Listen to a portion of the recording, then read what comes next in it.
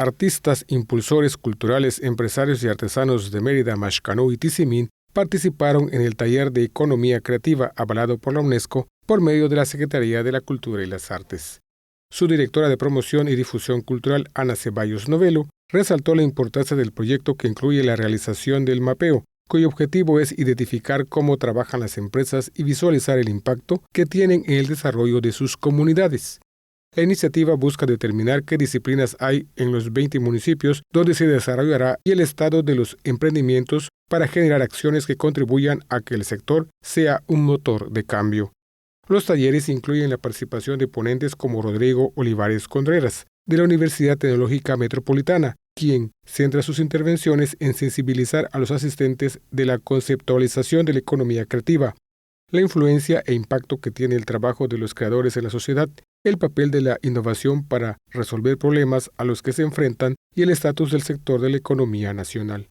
Además, de mostrar la parte teórica de las empresas culturales, también se explican sus características, modelos de responsabilidad social sostenibles, inclusivas, la importancia de cuidar el entorno y recursos humanos, así como generar alianzas para crecer.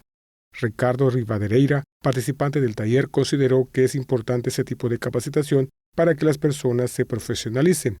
Como parte del proyecto, el mapeo continuará en Valladolid y Oxuscap y la revisión más profunda en Chocholá, Junumá, Timucuy, Progreso, Izamal, Cusamá, Cantunil, Motul, Cansacap, Espita, Cenotillo, Yaxcabá, Ticul, Maní y Tecash.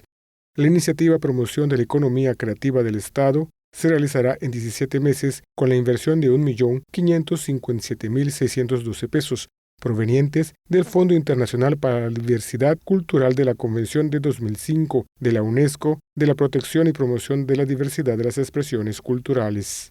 Teleyucatán te informa.